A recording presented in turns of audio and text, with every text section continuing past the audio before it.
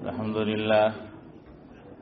لله وكفى وسلام على عباده الذين اصطفى أما بعد فقد قال الله تبارك وتعالى في القرآن المجيد والفرقان الحميد فأعوذ بالله من الشيطان الرجيم بسم الله الرحمن الرحيم يا أيها الذين آمنوا كتب عليكم الصيام كما كتب على الذين من قبلكم لعلكم تتقون أياما معدودات فمن كان منكم مريضا أو على سفر فعدة من أيام أخر وعلى الذين يطيقونه فدية طعام مسكين فمن تطوع خيرا فهو خير له وأن تصوموا خير لكم إن كنتم تعلمون بسم الله الرحمن الرحيم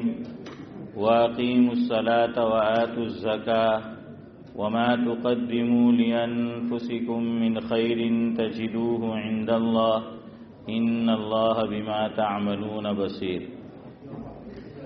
قریب آ جائے، قریب مل کے بیٹھے.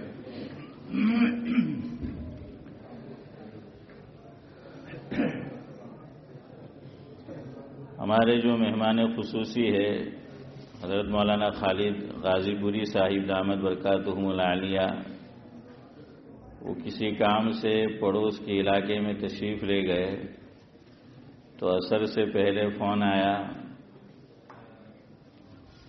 کہ نماز قضا ہونے والی ہے. تو بہرحال یعنی بیان تو ادا جو ہے وہ نہیں ہوگا، تو قضا کرنی ہے، تو میں قضا کرنے کے لیے بیٹھا ہوں. جمعہ کو بھی یہی حال تھا. جمعہ سے پہلے میں مسجد میں آیا تو مجھے بتایا گیا کہ حضرت کی صحت ٹھیک نہیں ہے، تجھے بولنا ہے.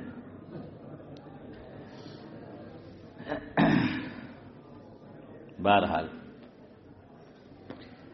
میں نے جو آیات کریمہ تلاوت کی اس سے آپ کو اندازہ ہوا ہوگا کہ کس موضوع کے تعلق سے گفتگو کرنی ہے. ایک روزہ اور دوسرے زکوٰۃ. میری جو عادت ہے تو اس کے مطابق پہلے دونوں کے تعلق سے ایک منظوم کلام آپ کے سامنے پیش کرتا ہوں. پہلا تو دعائیہ کلمات پر مشتمل ہے. آپ اخیر میں آمین کہہ دے کہ جو دعا ہے میرے اور آپ کے لیے. لکھنے والے نے لکھا ہے کہ کتنی جلدی یہ ارمان گزر جاتا ہے، کتنی جلدی یہ ارمان گزر جاتا ہے، پیاس لگتی نہیں کہ افطار گزر جاتا ہے. کتنی جلدی یہ ارمان گزر جاتا ہے، پیاس لگتی نہیں کہ افطار گزر جاتا ہے. ہمارے گناہوں کی مغفرت کر ہمارے مولا، ہمارے گناہوں کی مغفرت کر ہمارے مولا. عبادت ہوتی نہیں کہ رمضان گزر جاتا ہے. ہمارے ایک بزرگ رمضان المبارک کے تعلق سے فرماتے تھے، اور اگر میں اور آپ ذرا سوچے تو ہم بھی شہادت دیں گے کہ بات ایسی ہی ہے. رمضان المبارک کے کتنے عشرے ہیں؟ 3 ہیں، ہے نا. حدیث میں بھی حضور نے فرمایا کہ اولہ رحمہ و اوسطہ مغفرہ و آخرہ عتق من النار. تو 3 عشرے، پہلا رحمت کا، دوسرا مغفرت کا، اور تیسرے جہنم سے خلاصی اور آزادی اور چھٹکارے کا. تو ہمارے بزرگ فرماتے تھے کہ رمضان المبارک جو شروع ہوتا ہے تو پہلا عشرہ اس کی مثال ایسی ہے جیسے کوئی آدمی کیسے چلتا ہو، پیدل چل رہا ہو. تو پہلے 10 دن اس طرح گزرتے ہیں، ہے نا. پہلے روزے میں، دوسرے روزے میں ایک دوسرے کا منہ دیکھنے کو بھی اثر باز جی نہیں چاہتا ہے. ویسا منہ جو ہے بنا ہوا ہوتا ہے، چونکہ ابھی رمضان المبارک شروع ہوا ہے. تو فرمایا کہ پہلے عشرے کی مثال کیسی ہے؟ گویا کہ پیدل چل رہا ہے. دوسرے اشرے کی مثال فرمایا کہ جیسے دوڑنا ہے کہ آدمی بھاگتا ہے، تو ویسا ہی ہوتا ہے کہ دوسرا اشرا پہلے کے مقابلے میں کچھ پتہ نہیں چلتا، جلدی گزر جاتا ہے۔ تیسرا، اس میں ہماری مثال نہیں چلے گی، ہیں پرندے، کہ ایک آدمی چل کر جائے، دوسرا دوڑ کر جائے اور تیسرا اڑ کر جائے، کون جلدی پہنچے گا؟ اڑ کر جانے والا نا۔ ہاں، تو فرمایا کہ تیسرے اشرے کی مثال ایسے ہیں گویا کہ اڑنے والا۔ تو بہرحال اللہ تبارک و تعالی پہلے اشرے کے تعلق سے جو فرمایا وہ بھی، دوسرے اشرے کے تعلق سے بھی، تیسرے بھی، ہم تمام کے حق میں اللہ رب العزت قبول فرمائے، ہمیں اس کا مستحق بنائے، آمین۔ دوسرا زکوٰۃ کے تعلق سے کہ اگر ایمان سلامت ہے تو من میلا نہیں ہوتا۔ شاعر کہتا ہے کہ اگر ایمان سلامت ہے تو من میلا نہیں ہوتا، جو صدقہ بانٹتے ہیں ان کا دھن میلا نہیں ہوتا۔ ہندی کا لفظ ہے دھن، یعنی مال، پیسہ، تو دھن، اسی لیے مالدار کو بولتے ہیں دھنوان۔ کیا بولتے ہیں؟ دھنوان۔ تو اگر ایمان سلامت ہے تو من میلا نہیں ہوتا، جو صدقہ بانٹتے ہیں ان کا دھن میلا نہیں ہوتا۔ زیادہ بولنے سے تو بہتر ہے چپ رہنا، زیادہ بولنے سے تو بہتر ہے چپ رہنا۔ اللہ کرے کہ کم از کم رمضان المبارک میں میرا اور آپ کا اس پر عمل ہو۔ ہاں، دیکھیے آدمی خاموش رہے گا، فضول باتیں نہیں کرتا، تو خاموش رہنا بھی عبادت ہے۔ یہ ایسی عبادت ہے جس میں کوئی تھکان نہیں لگتی، کچھ نہیں۔ اور حضور نے کتنی بڑی بشارت سنائی خاموش رہنے والے کے تعلق سے کہ من صمت نجا۔ مفہوم یہ ہے کہ جو خاموش رہا اس نے کیا پائی؟ نجات پائی۔ ابراہیم بھائی کیا بولتے تھے ہمارے بڑے بوڑھے کہ ایک چوپ کتلا نہ ہراوے؟ اب تو ہنس رہے یار، جواب دو نا۔ ہاں، ایک چوپ سونے ہراوے એમ કે એક ચૂપ કેટલા ને હરાવે؟ સોને હરાવે। અને આપણું તો ફખર એમ કે મેં એવું બોલું કે સોને હરાવું, મેં કે ચાલ હવે એવું રાખ ہے۔ ہاں، تو ہمیں تو اپنے بولنے پہ جو ہے وہ ناز ہے۔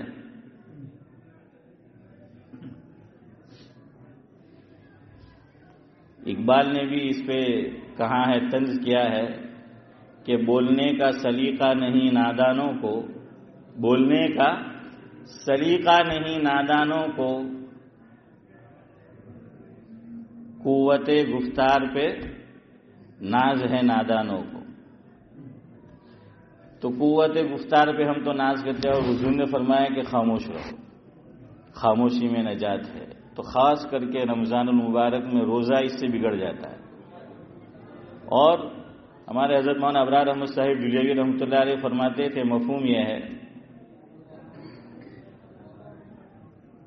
کہ جب بھی ہماری مجلس لگتی ہے، مجلس جمتی ہے، تو دین کا علم جیسا ہونا چاہیے ویسا ہے نہیں، تو دینی باتیں تو ہوتی نہیں، تو پھر تیری میری شروع ہو جاتی ہے۔ ہاں، اور حضرت یوں بھی فرماتے تھے کہ اب ہم ساتھ میں بیٹھتے ہیں، مجلس لگاتے ہیں، تو علمی ذوق نہیں ہے، تو علمی باتیں نہیں ہوتی، فلمی باتیں ہوتی ہیں۔ یہ حضرت کا ملفوظ ہے۔ تو بہرحال چپ کا روزہ رکھے، خاص طور سے رمضان المبارک کے اندر۔ پہلے کیا ہوتا تھا، لوگ اپنی اصلاح کرانے کے لیے کہاں جاتے تھے؟ بزرگوں کی خدمت میں جاتے تھے، خانقاہ میں جاتے تھے۔ تو ایک چیز جس پہ بہت زور دیا جاتا تھا بزرگوں کے یہاں خانقاہ میں، یعنی ایک تو میں بئی معنی کہہ رہا ہوں کہ ایک ساتھ ان کو بتایا جاتا تھا، باقی ہے وہ 3 چیزیں۔ فرماتے تھے کہ 3 چیزوں کو کم کر دو، اگر اپنی دل کی اصلاح کرنا ہے، آدمی کو اپنی اصلاح کرنا ہے تو کتنی چیزیں کم کر دینی ہے؟ 3 چیزوں پہ کنٹرول کرو تو اصلاح ہو جائے گی، دل بن جائے گا. کیا؟ تو بزرگ فرماتے تھے کم گفتن، کم خوردن، کم خفتن. میں سمجھاتا ہوں کیا معنی ہے. کم خفتن فرمایا کہ کم سونا کیا کرنا ہے؟ کم کرنا ہے. لیکن ہمارے لیے تو سونا ہی بہتر ہے. ہمارا سونا آج کے دور میں سونا ہے اشرف بھائی، ہمارا سونا کیا ہے؟ آج کے دور میں سونا ہے. شیخ سعدی علیہ الرحمہ نے لکھا ہے مفہوم ہے. شیخ سعدی دنیا بھر میں گھومے ہیں، بڑے سیاح ہے، انڈیا بھی تشریف لائے. تو اس وقت بادشاہوں کا دور تھا، بادشاہوں کا زمانہ تھا، اور سعدی بادشاہوں کے دربار میں پہنچے ہیں.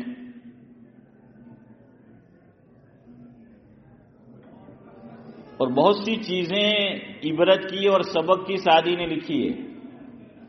آدمی سفر میں ہوتا ہے تو پہلے تو سہولتیں بھی نہیں تھی، تو سامان بھی زیادہ نہیں رکھ سکتے تھے، تو انہوں نے میلے کچیلے کپڑے پہنے ہوئے تھے.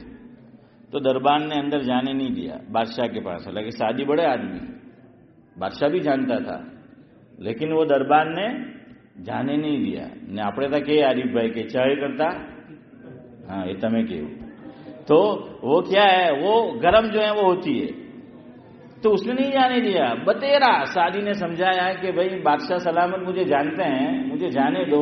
تو کپڑے دیکھ کر اس نے کیا سمجھا کہ تو کوئی فٹیچر آدمی ہے، اس کو جانے نہیں دیا. تو سعدی سمجھ گئے دنیا گھما ہوا آدمی ہوتا ہے نا، بڑا کلیور ہوتا ہے، یاد رکھنا. اس لیے اللہ نے بھی فرمایا کہ فسیروا فی الارض فانظروا کیف کان عاقبۃ المکذبین. ہاں دنیا دیکھا ہوا آدمی بہت کچھ سیکھتا ہے آدمی. سعدی سمجھ گئے کہ یہ مجھے اندر کیوں نہیں جانے دے رہا ہے، چلے گئے، زیادہ نہیں الجھے اس سے. اور کہیں سے آج کل بھی ملتا ہے کہ وہ دلہن کا جوڑا کیسے لاتے ہیں؟ ہائر کرتے ہیں نا. ہاں ہائر کرتے ہیں زکریا، ہائر کر کے لاتے ہیں. ارے شادی کا دن اور وہ بھی دوسرے کا پہناوا پہننے کا، عقل مت ماری گئی. اس سے اچھا ہے سستا جوڑا پہنو لیکن خود کا پہنو. لیکن اب فیشن ہے، فیشن کہتے ہی اسے ہیں کہ آدمی کی مت ماری جائے، تبھی آدمی فیشن کے پیچھے پاگل ہوتا ہے، ورنہ مت نہیں ماری جاتی تو وہ پاگل نہیں ہوتا. تو فیشن تو کہتے ہی اسے. ارے آج تیری زندگی کا اتنا یادگار دن ہے تو بھائی کوئی ایسا جوڑا خریدو جو خود رکھے اور آدمی جو ہے پہنے. یہ کیا کہ کتنے لوگوں کا پہناوا ہے اترا ہوا ہے، تو اترن پہننے کی آج کے دن میں. خیر بہرحال سعدی کسی طرح جو ہے وہ جوڑا لے کر آئے. اردو میں جوڑا اسماعیل بھائی آپ گجراتی والا جوڑا نہیں ہے. ہاں اردو میں جوڑا کس کو بولتے ہیں الیاس بھائی؟ یہ جو ہم کپڑا پہنتے ہیں نا، سوٹ ہیں، سوٹ بوٹ ہیں، ویری گڈ. تو ویسا جو ہے وہ ہوتا ہے، تو لے کر آئے. اب اس نے جانے دیا. سعدی چلے گئے اندر، کھانا آیا تو جیب تھے کس میں؟ وہ جو لباس پہن رکھا تھا. تو سعدی خود نہیں کھا رہے تھے، لقمہ اٹھاتے تھے اور جیب میں رکھتے تھے، لقمہ اٹھاتے تھے جیب میں رکھتے تھے. ان کا یار پاگل آدمی ہے. تو کسی نے پوچھا ہے کہ بھائی کھانا خود کھایا جاتا ہے جیب کو. تو سعدی نے کہا کہ یہ کھانا مجھے نہیں مل رہا ہے، میری عزت نہیں ہو رہی، میرے کپڑوں کی ہو رہی. میرے کپڑے دیکھ کر مجھے اندر انٹری دی ہے، تو اس نے مجھے انٹری نہیں دی، اس نے میری عزت نہیں کی، اس نے میری آؤ بھگت نہیں کی، اس نے میرا استقبال نہیں کیا، اس نے میرا ویلکم نہیں کیا. اس نے کس کا کیا؟ یہ کپڑے کو دیکھ کر لہذا اسی کو کھلانا چاہیے. وہ اصل میں سامنے والے کو سبق دینا چاہتے تھے. بہرحال تو سعدی دنیا گھومے ہوئے آدمی ہے. ایک بادشاہ کے پاس پہنچے، اس کا ظلم بہت مشہور تھا، بڑا ظالم بادشاہ تھا. تو بادشاہ نے سعدی سے یہ کہا کہ مجھے کچھ نصیحت کر دیجیے، کوئی نصیحت کی بات. حشیم بھائی کیا فرمایا کہ نصیحت کی بات جو ہے وہ بتائیے.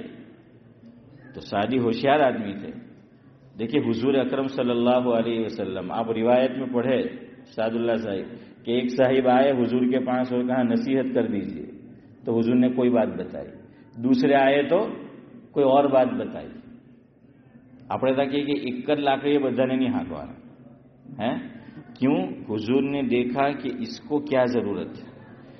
جس کو جس چیز کی ضرورت تھی وہی نصیحت کی جو اس کے حسب حال تھی. بلکہ روایت میں آتا ہے مفہوم ہے بعض مرتبہ ایک ہی صحابی ہے پوچھنے والے بار بار اور نصیحت ایک ہی کی جا رہی کہ حضور کو نصیحت کر دیجئے. تو فرمایا غصے مت ہو. کیا فرمایا؟ لا تغضب، غصے نہیں ہونا ہے. મારા ખ્યાલથી આપણે બધા بھی ہوتے تو آج نصیحت ہوتی ہیں، اور شیخ زمان کو تو ضرور ہوتی ہیں. ہاں کہ غصے مت ہو. غصہ اتنا بھرا ہے میاں بھائی میں کہ پوچھو مت ہیں. بات میں غصہ. بعضوں کو تو اتنا غصہ کہ کوئی اور لڑنے کو نہیں ملتا تو ہوا سے لڑتے ہیں. وہ کیسے؟ ایک جا کے بند کرے گا دوسرا جا کے کھولے گا، یہ ہوا کے ساتھ لڑائی ہے. یہ ونڈو جو اوپن ہو رہا ہے نہیں، ہوا کے ساتھ لڑائی ہے. ایک جا کے کھولے گا دوسرا جا کے کیا کرے گا؟ بند کرے گا. یہ ہوا کے ساتھ ہی لڑائی ہے. ارے کچھ دیر برداشت کر لو، مسجد میں ہے، یا پھر آپ کو وہاں نہیں جمتا تو اس طرف آ جاؤ، اس طرف نہیں جمتا تو اس طرف نہیں آ جاؤ. سمپل ہے، آسان ہے. آپ کسی آفس میں چلے جائیں گے وہاں منمانی چلتی ہے، وہاں نہیں چلتی. کیوں؟ تیری بھی چپ میری بھی چپ. وہاں کچھ بولے تو بھگا دیں گے بھائی. مسجد میں آ کے سب ساہوکار، سب اپنی چلاتے ہیں مسجد میں آ کے. اور انگلینڈ میں تو زیادہ ہے کہ ہم اپنے گھر میں આપણે બધા નહીં، ہم ہوئے تم ہوئے کہ میر ہوئے سارے اس کی زلفوں کے اسیر ہوئے. આપણા બધાનું ઘરમાં ચાલે નહીં એટલે બધાની ભમરી મસ્જિદમાં જ ચાલે. કારણ કે ઘરમાં ચાલે જ નહીં આપણું.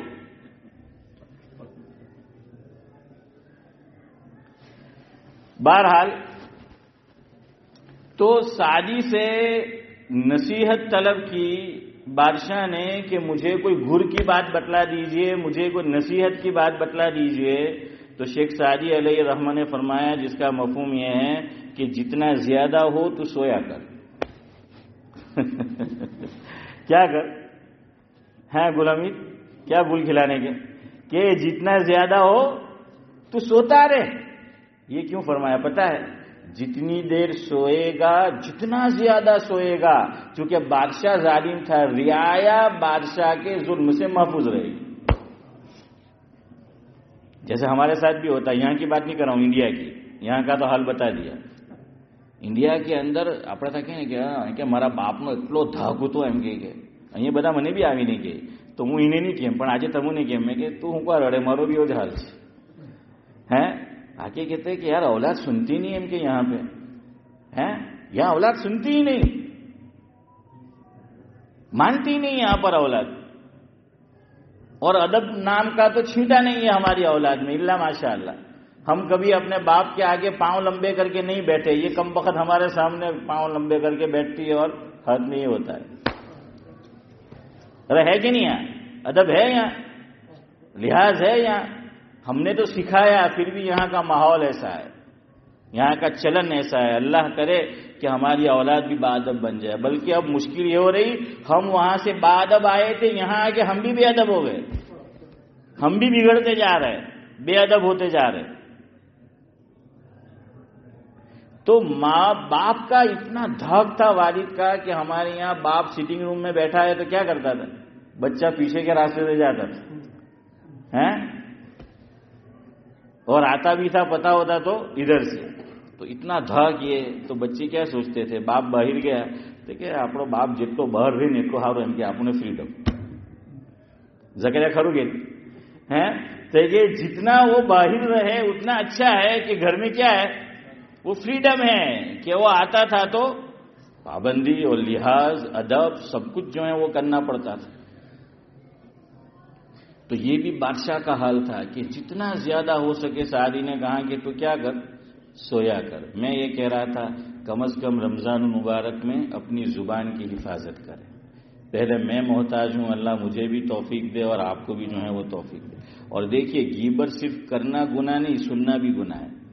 ہم لوگ آدھے پہ عمل کرتے تھے کہ آج مول صاحب કીધું તો કે આરીફ ભાઈ વિચાર કરે ચાલો અમલ તો કરીએ, પણ તે ગીબત થતી છે તો મજા બહુ આવે તે કે આપણે કરતા થોડું છે, આપણે તો સાંભળતા છે. ہیں شریعت نے اس کو بھی کیا کہہ دیا, یہ بھی گناہ ہے, یہ بھی کیا ہے, گناہ ہے. کرنا بھی گناہ ہے اور سننا بھی جو ہے وہ گناہ ہے. تو خیر بہرحال پہلے بزرگان دین کیا کرتے تھے, وہاں وظائف پہ زور نہیں ہوتا تھا. آج کل بزرگوں سے لوگ بیعت بھی ہوتے ہیں تو دو چیزوں پہ زور جس کی ضرورت زیادہ نہیں ہے, ایک وظائف پہ وظائف, اور دوسرا جب تک بزرگ سے بیعت نہیں ہوتا اس کو خواب نہیں آتے ہیں. بھائی زکریا, جہاں بزرگ سے بیعت ہوا اس کو خواب آنا شروع ہو جاتے ہیں. پتہ نہیں اتنے ایسے ایسے خواب آتے ہیں چودھری صاحب. آج کل مریدین کو شیخ سے زیادہ خواب آتے ہیں. کیوں امتیاز بھائی؟ اندر میں چور بیٹھا ہوا ہے کہ ذرا اپنی حالت بتانا ہے بزرگ کو تاکہ جلدی سے کیا مل جائے, ارے بیعت میں اجازت مل جائے. کیا مل جائے؟ بیعت تو ہو گیا. وہ بیعت کا معنی ہے ہاتھ میں ہاتھ دینا. بیعت کا کیا معنی؟ ہاتھ میں ہاتھ جو ہے وہ دینا.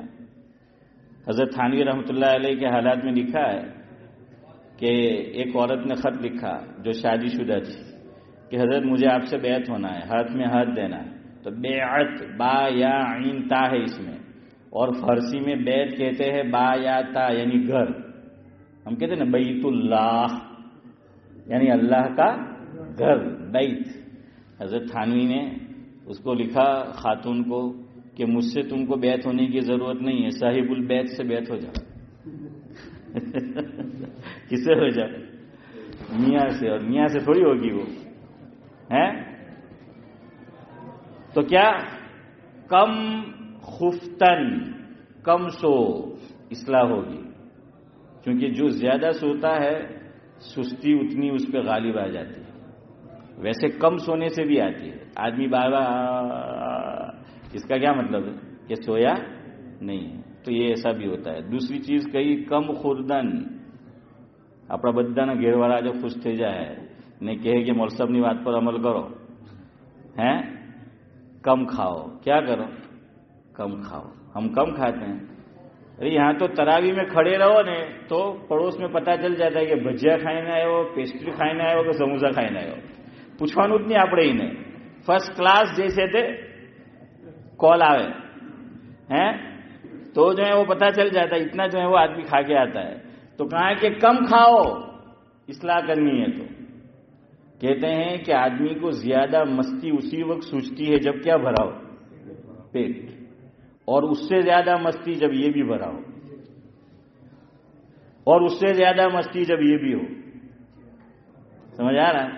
ये धीरे धीरे जो है वो मस्तियां जन्म लेती है, चढ़ती है जैसे जैसे जो है वो आदमी होता है. तीसरी चीज कहते थे कम गुफ्तन. अगर अपनी इस्लाह करनी है तो क्या करो? कम बोलो. इसीलिए फारसियान कहते हैं कि बोलना चांदी है, बोलना चांदी है तो खामोश रहना क्या है? सोना है. मैं फिर कह रहा हूं मेरा भी अमल नहीं है, और मैं इसीलिए कह रहा हूं अल्लाह मुझे भी तौफीक दे और आपको भी तौफीक दे. खास तौर से रमजान मुबारक के अंदर, रोजे के अंदर क्या करो? हाँ, इस पे जो है वो कंट्रोल आदमी जो है वो करे. आज के दौर में जो सही बुजुर्ग है, बैत होने जाओ तो वो फरमाते थे कि हमने 2 कम कर दिए, 2 कम कर दिए, और 2 कम एक और कम के साथ लगा दिए, अब उसको वेलकम करो. حضرت مولانا مسیح اللہ خان صاحب رحمۃ اللہ علیہ کے حالات میں لکھا ہے, حضرت فرماتے تھے مفہوم یہ ہے کہ تمہیں ایک چیز کرنی ہے, کم کم کم گفتن. 2 کم ادھر سے کم ہوئے, وہ کہاں لگا دیے؟ ادھر, کہ جتنا زیادہ ہو سکے کم بولنے کا, تو کیا ہو جائے گی؟ اصلاح جو ہے وہ ہو جائے گی, اس میں یہ مددگار ہوگا. فرمایا اب کھاؤ بھی خوب, کوئی بات نہیں, جتنا ہو سکے سو ہیں, لیکن میرے بیان میں مت سونا ہے, اور تراوی میں مت سونا. تو خیر یہ بولنے کو اصلاح میں بہت دخل ہے. حضور اکرم صلی اللہ علیہ وسلم سے حضرت عقبہ بن عامر رضی اللہ تعالی عنہ نے باقاعدہ یہی حدیث میں لفظ آیا ہے کہ وہ صحابی پوچھ رہے ہیں حضور سے، سوال کر رہے ہیں. سوال کیا من نجاح، کہ حضور اکرم صلی اللہ علیہ وسلم سے سوال کیا کہ حضرت نجات کا راستہ کیا ہے؟ نجات، 3 باتیں بتائی حضور نے. 3 باتیں. پہلی بات یہ بتائی زپ، جیپ پر زپ، یعنی جیپ گجراتی والی نے زپ، تو اس پہ کیا کرنی؟ حضور نے فرمایا اس پہ کنٹرول کر تو کیا ہو جائے گی؟ نجات. نجات کے لیے یہ ہے. حدیث میں حضور نے فرمایا جس کا مفہوم یہ ہے جہنم میں زیادہ تر لوگ جو ڈالے جائیں گے کس بنا پر؟ یہ زبان نکال کر بتائیے، اس کے غلط استعمال کی وجہ سے وہ کہاں ڈالے جائیں گے؟ وہاں جو ہے وہ ڈالے جائیں گے.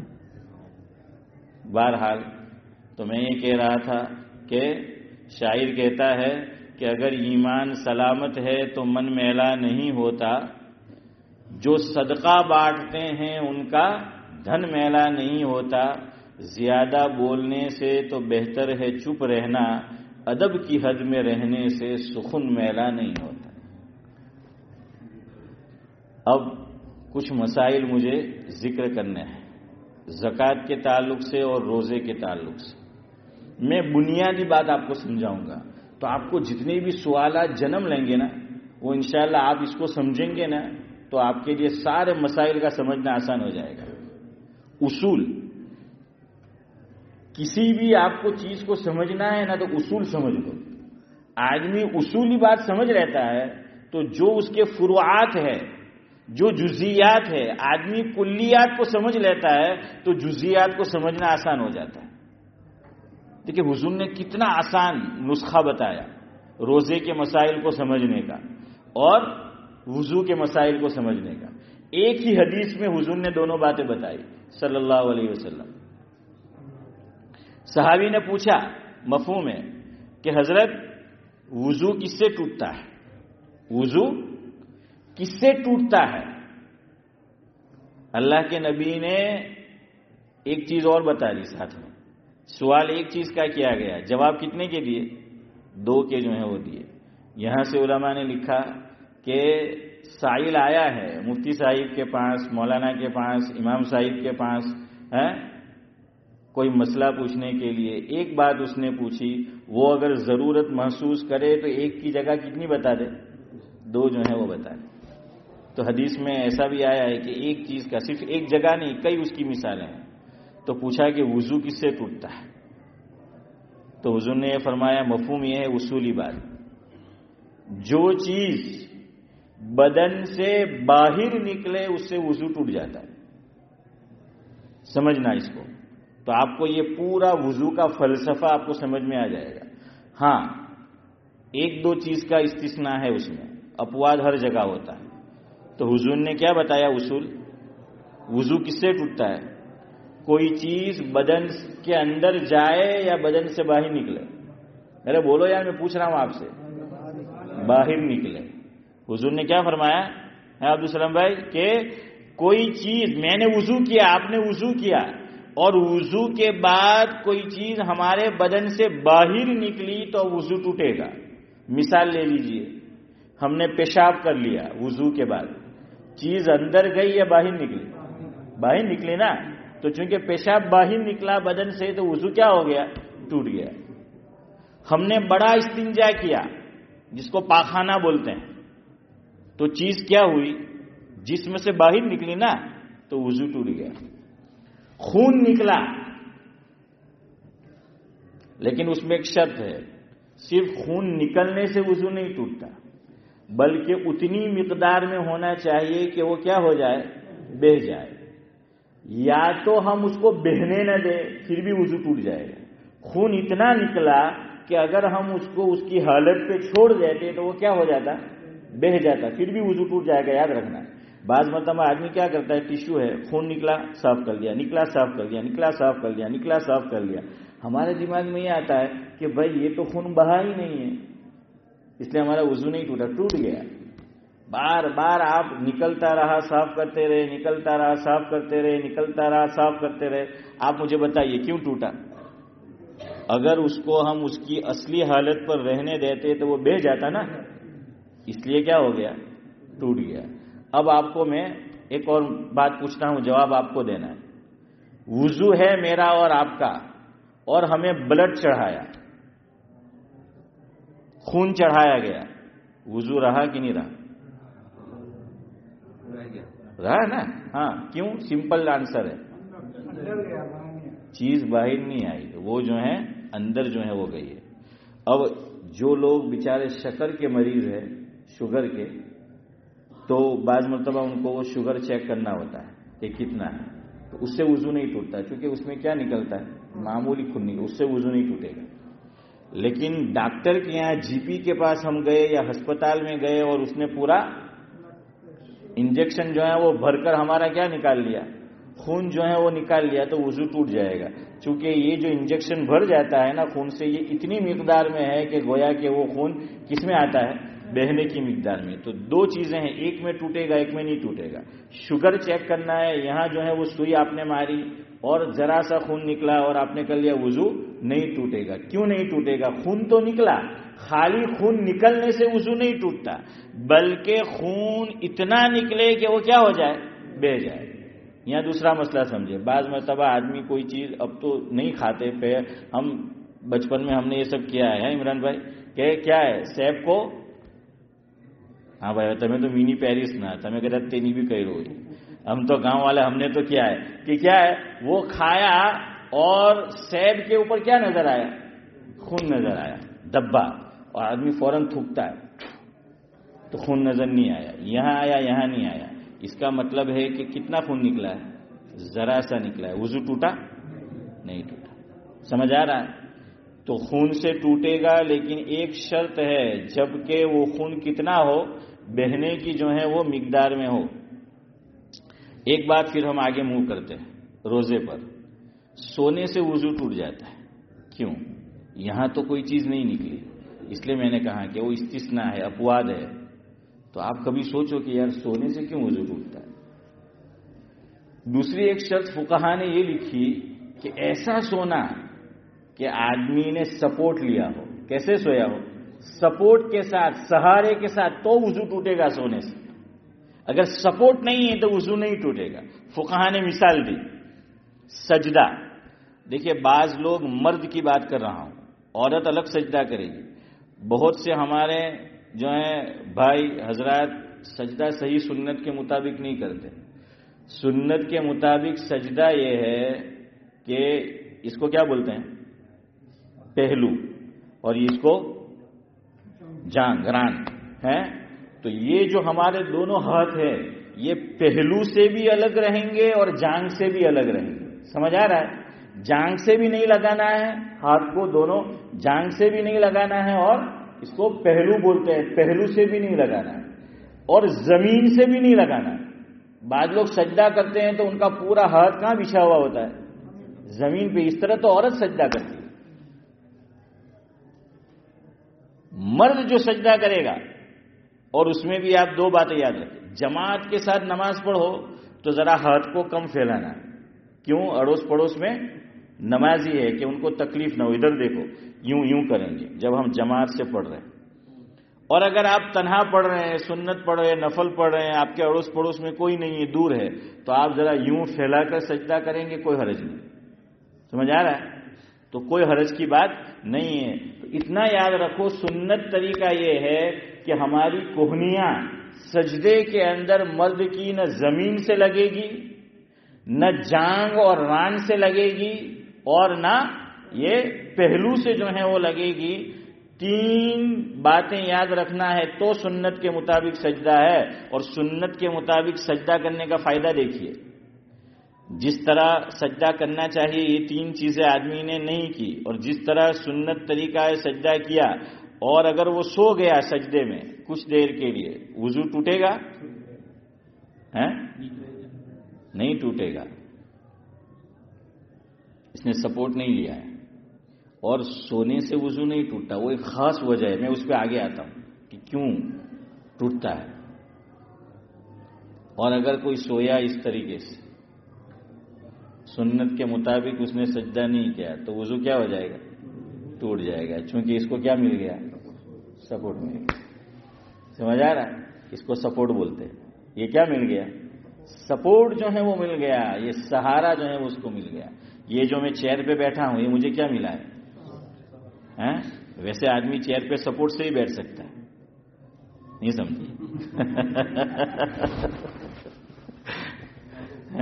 ہاں وہ میں سناتا رہتا ہوں. عارف بھائی نے بولا لالو پرساد یادو ہمارے یہاں انکلیشور آیا تھا، حضرت مولانا عبداللہ صاحب کاپود روی رحمۃ اللہ علیہ سے میں نے سنا تھا، اللہ مرحوم کو غری کی رحمت کرے. اور لالو بڑا مزیدار آدمی ہے، آپ کو پتا ہے. سنسد میں وہ کھڑا ہوا اور کہنے لگا کہ ہم پیدا کب ہوئے؟ جب ہندوستان آزاد ہو چکا تھا.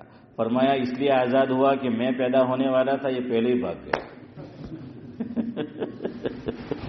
تو خیر بہرحال وہ کیا ہے، وہ چیئر ساتھ میں لے لے کے گھومتا تھا. کسی نے کہا کہ لالو جی اتنے سارے خدام آپ کے ساتھ ہے تو چیئر دے دو کسی کو. دیکھیے بھائی ساری مارا ماری تو اسی کی ہے. بہار سے یہاں گجرات انکلیشور آیا کیوں؟ اسی چیئر کے لیے تو آیا. یہ میں کسی کو نہیں دے سکتا. اور اس نے کرسی دی بھی تو رابڑی دیوی کو دی کہ گھی دھوڑاؤ نے کھچڑی مار ہے. ہاں وہ ہوشیار آدمی ہے، وہ ہوشیار جو ہے وہ آدمی ہے. تو خیر سمجھ آیا آپ کو. اب سنو، سونے سے کیوں وضو ٹوٹتا ہے؟ ابھی میں نے آپ کو بتایا، حضور نے بتلایا کہ کوئی چیز جسم سے باہر نکلے. سونے سے کوئی چیز جسم سے باہر نکلی؟ ارے میں پوچھ رہا ہوں، نکلی؟ نہیں نکلی تو پھر وضو نہیں ٹوٹنا چاہیے تھا. جب نہیں نکلی تو وضو نہیں ٹوٹنا چاہیے تھا. پھر کیوں وضو ٹوٹا؟ وہ اس لیے ٹوٹا کہ آدمی جب گہری نیند سو جاتا ہے یا یہ کہ سپورٹ لے کر سوتا ہے تو بدن کے اعضاء کیا ہو جاتے ہیں؟ ڈھیلے پڑ جاتے ہیں، سست ہو جاتے ہیں.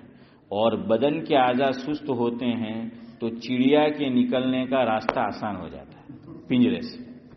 سمجھے؟ ارے یار آپ مہذب الفاظ میں نہیں سمجھیں گے تو پھر مجھے بولنا پڑے گا یار. ہوا کے چھوٹنے کا. ہوا کے چھوٹنے کا کیا ہے؟ میرے استاد تھے تو جب حدیث پڑھاتے تھے، گفتگو کرتے تھے، فرمایا یار بچوں تم حدیث پڑھ رہے ہو تو ایسے الفاظ میں کیسے آپ کو سناؤں، آپ سمجھ جایا کرو کہ یہ ہوا یعنی چڑیا اور نکلی یعنی وہ پنجرے میں ہے. کہ چڑیا جو ہے ابھی پنجرے میں ہے، باہر جو ہے وہ نکلی نہیں ہے. تو خیر بہرحال اس کا راستہ کیا ہو جاتا ہے؟ آسان ہو جائے. آپ کو میں مثال دوں، آپ کو سمجھ آ جائے گا. 4 رکعت ہم نماز پڑھ رہے ہیں امام صاحب کے پیچھے جماعت سے، ظہر عصر یا عشاء. اخیری رکعت میں آئی اور پیٹ میں کیا ہو جاتا ہے؟ گڑ گڑ گڑ گڑ گڑ گڑ. کہ اب کیا ہے؟ پرابلم ہونے والا ہے. غلام آزاد ہونے چاہتا ہے. تو اب آدمی کیا پھر سے نماز پڑھنے کا پوری 4 رکعت واپس سے. تو ہم کیا کر دیتے؟ کٹھن کر دیتے نا، سخت کر دیتے. گجراتی میں بولتے کٹھن، ایک دم ٹائٹ ٹٹار ہو گئی. ٹٹار سے نا وہ نہیں جائے. کیوں؟ اس نے روکا ہے. جیسے ہی سلام پھرا بھاگے گا، وہ اس نے اس کو چھوڑ دیا، وہ بھی چھوٹ گئی. سمجھ آ رہا ہے؟ تو یہ اس لیے، اور شریعت نے اس لیے وضو ٹوٹنے کا حکم لگایا. اب ہم سب جو سوتے ہیں تو کوئی ریکارڈنگ رکھ کے تھوڑی سوتے ہیں کہ کیا نکلانے کیا نہیں نکلانے کیا ہے، وہ تھوڑی کوئی سوتا ہے. تو اب کیا معلوم. تو یہاں احتیاط کا تقاضا یہ ہے کہ یہ مان لیا جائے. اور یہاں میں آپ کو آگے بھی روزے میں وہ مسئلہ بتاؤں گا اگر آیا تو. جس چیز کے متعلق میں اور آپ شیور نہیں ہیں اور اس سے کوئی ایسا حکم ہے کہ جس سے بڑا اثر پڑتا ہے، جیسے یہاں وضو ٹوٹنا، روزے کے اندر روزے کا ٹوٹنا، وہ آج نہیں آئے گا، وقت ہو گیا ہے ہمارا. تو میں بات ختم کرتا ہوں اب انشاءاللہ. تو وہاں شریعت یہ مان لیتی ہے، یہ اصول یاد رکھو، جہاں میں اور آپ شیور نہیں ہیں اور وہ چیز ایسی ہے جو بڑی امپورٹنٹ ہے، جس پر عبادت کا دار و مدار ہے اور ہمیں معلوم نہیں ہے کہ وہ کام واقع ہوا یا نہیں ہوا، تو شریعت وہاں اس کو یہ سمجھتی ہے، فقہا نے اصول لکھا ہے یہ کہ شریعت وہاں اس کو یہ سمجھتی ہے کہ وہ چیز واقع ہو گئی. سمجھ آ رہا ہے؟ بہت ممکن ہے ہم گہری نیند سوئے 4 گھنٹے 6 گھنٹے اور ہوا نہیں چھوٹی. ممکن ہے کہ ہوا نہیں چھوٹی. تو بھائی جب ہوا نہیں چھوٹی، کوئی چیز نکلی نہیں، وضو نہیں ٹوٹنا چاہیے. لیکن بھائی کبھی کبھار ایسا ہوتا ہے، اور یہ بھی تو ہو سکتا ہے کہ بھائی ہوا چھوٹ جائے. تو اس لیے اس کو کیا محمول کیا؟ اسی پر محمول کیا ہے کہ وہ کام گویا کہ ہو گیا. وہ کام کیا ہو گیا؟ گویا کہ ہو گیا. تو یہاں جو سو جاتا ہے یا تو گہری نیند سویا نمبر 1، یا سپورٹ لے کر سویا، تو اس سے بدن ڈھیلا ہو جاتا ہے، اور بدن کے اعضاء ڈھیلے ہوتے ہیں تو ہوا کے خارج ہونے کا زیادہ امکان ہے. تو شریعت نے اس کو یہ سمجھ لیا کہ گویا یہ کام کیا ہو گیا؟ واقع ہو گیا. اس لیے وضو کیا ہو گیا؟ ٹوٹ گیا. ٹھیک ہے، اب آگے موو کریں. دوسرا جو حضور نے بتایا، روزہ کس سے ٹوٹتا ہے؟ یہ بھی آپ سمجھ لو، آپ کے لیے سب آسان ہو جائے گا. روزہ ٹوٹتا ہے کوئی چیز باہر سے میں اور آپ جسم کے اندر داخل کریں. بالکل اس کا اپوزٹ ہے. وضو میں کیا فرمایا حضور نے؟ کوئی چیز جسم سے باہر نکلے. اور روزہ بالکل اپوزٹ فرمایا کہ کوئی چیز باہر نکلے تو روزہ نہیں ٹوٹتا. نہیں تو ہمارا یہ سسرا ایک بھی نہیں ہوتا ہے. اتنا کھاتے ہیں کہ رمضان کے علاوہ بیت الخلاء کی زیارت اتنی مرتبہ نہیں کرتے جتنی رمضان میں کرتے. کیوں؟ جتنا کھائیں گے، زیادہ کھائیں گے تو وہاں جو ہے وہ جانا پڑے گا. تو کیا فرمایا؟ روزہ کس سے ٹوٹتا ہے؟ کوئی چیز باہر سے ہم نے کہاں داخل کی؟ اندر داخل کی. اب آپ دیکھیے، روزہ میں نے کوئی چیز کھائی، میں روزے سے ہوں، آپ نے کھائی، آپ روزے سے. کھانے سے روزہ ٹوٹ گیا؟ ٹوٹ گیا نا. کیوں ٹوٹا؟ چیز کہاں سے گئی؟ باہر سے اندر گئی. ایک مثال دے کے بعد ختم کرتا ہوں. اور من وجہین ان سائڈ ہے، من وجہین آؤٹ سائڈ ہے وہ مسئلہ. تو اس سے آپ کو اور بات سمجھ آ جائے گی کہ چیز باہر سے جائے تو وضو ٹوٹ جاتا ہے، روزہ ٹوٹ جاتا ہے. رات میں ہم نے کوئی چیز کھائی اور وہ کہاں اٹک گئی؟ دانت میں ہے. دانت میں جو ہے وہ کھوکھلے ہیں تو وہ اس کے اندر جو ہے وہ چلی گئی. اسٹوریج بنا دیا لوگوں نے تو اسٹوریج کے اندر سیو کر دی. اب اٹھا صبح، نماز پڑھی اور بیٹھے بیٹھے نکالا اندر سے تو خوشبو بھی آئی کہ ہاں یار یہ تو اچھی چیز ہے. اور اس کو کہاں پہنچا دیا؟ اندر جو ہے وہ پہنچا دیا. اس میں البتہ کچھ گنجائش ہے. اگر چنے کی مقدار، اگر وہ جو چیز اندر ہی اندر ہم نے اسٹوریج اوپر رکھی تھی، جیب زبان ہم نے لگائی، اس کو باہر نکالا، منہ سے باہر نہیں نکالا، اندر ہی اندر اس کو کھا گئے، اور اس کی مقدار کتنی تھی؟ چنے کی، تو روزہ ٹوٹے گا. کم ہے تو نہیں ٹوٹے گا. بھائی تل تھا، کیا تھا؟ تل جینے کے تل تو اندر کہ بھائی راتنا چیکی کھا دی یہ تو دیوالی نہ لاڑوا کھاتا، دیوالی کے ہوڑی یہاں نہ ہوئی تو بہرحال جو ہے وہ لڈو جو ہے وہ کھائے اور وہ تل جو ہے وہ رہ گیا اور پھر اس نے اندر ہی اندر پہنچا دیا. روزہ نہیں ٹوٹا کیونکہ بہت کم مقدار ہے. گویا شریعت میں سمجھتی ہے کہ معاف ہے. کیا ہے؟ اس کو معاف سمجھا ہے اس لیے کہ معاف ہے گویا. لیکن وہی تل تھوڑی مقدار ہے جس کو اندر ہی اندر کھا گیا، شریعت نے معاف قرار دیا.